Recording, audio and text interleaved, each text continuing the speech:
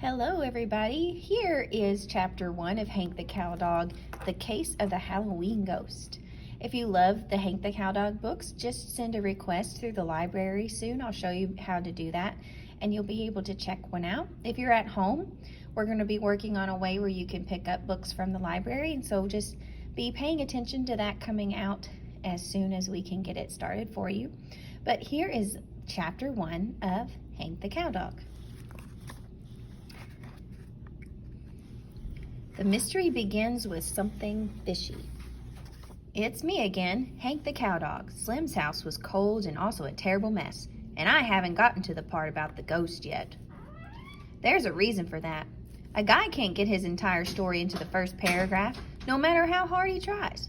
So you'll just have to be patient. I'll get to the part about the ghost as quick as I can, and when I do, you'll probably wish I hadn't. What we've got cooking here is one of the scariest stories of my entire career, mainly because it involves a ghost. I didn't think I believed in ghosts, but as you'll soon see, the ghost we encountered did not really care whether I believed in him or not. So there you are. It all began, mysteriously enough, at the beginning, and I happen to know the exact time it began, around 6 o'clock in the evening of October 30th. Drover and I had been making a routine patrol around the western quadrant of ranch headquarters when all at once we encountered Pete the barn cat down at the calf shed. There was nothing particularly mysterious about that because the calf shed was one of his favorite loafing spots. He had several favorite loafing spots. He loved loafing above everything except himself. Have I ever mentioned that I don't like cats? I don't like cats, Pete in particular. So when I saw him primping and preening himself there by the calf shed, I slipped up behind him, said, "Woof," real loud, and gave him a good scare. Ho ho, hee hee, ha ha, I love it. He turned wrong side out, hissed, gave his usual rear, and climbed to the nearest post. Sorry, cat, but we don't allow loafing or loitering on this outfit. If you'd been taking care of that mouse problem, I wouldn't have had to do that. He glared down at me with his big cat eyes. Oh, it's only Hanky. Yeah, and Drover, said Drover. I thought maybe it was a ghost. A ghost, said I. Not likely, cat. I run a tight ship here, and I don't allow ghosts on my ranch.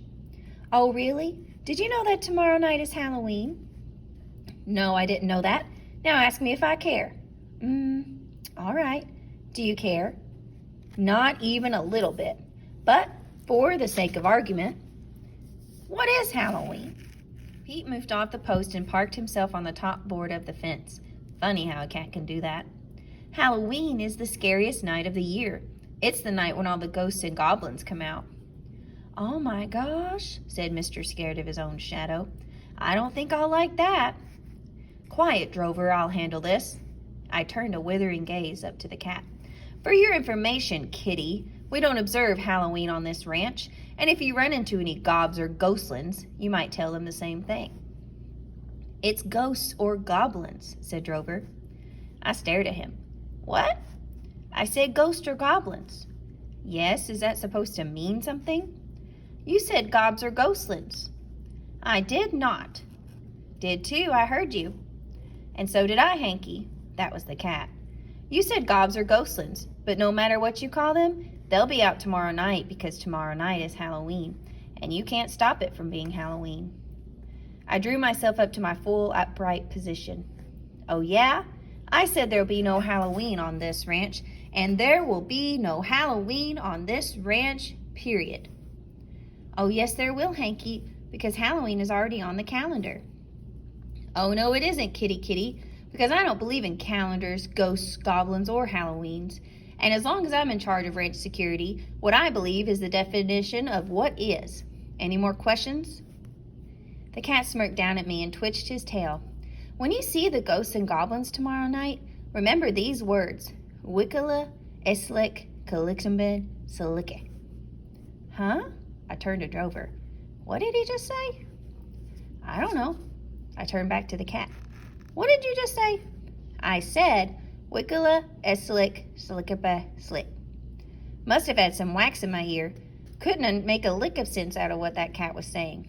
What? Come closer and I'll say it one more time. I hopped my front paws up on the fence and, you know what that sneaking, no-good counterfeit, he slapped me across the nose with his claws, stung like fire, brought tears to my eyes, and before I could hamburgerize him, he had vanished. Drover was staring up at me. What did he say, Hank? He said, "Shut your little trap and get back to work, you nincompoop. We've just been duped by the cat." That sounds like something you might say. I just did. I thought maybe you did, but what about Halloween? It's been canceled. Oh, good. Are the ghosts canceled too? That's correct. Come, Drover. We've used up our allotment of time for your bungling, and now we've got work to do.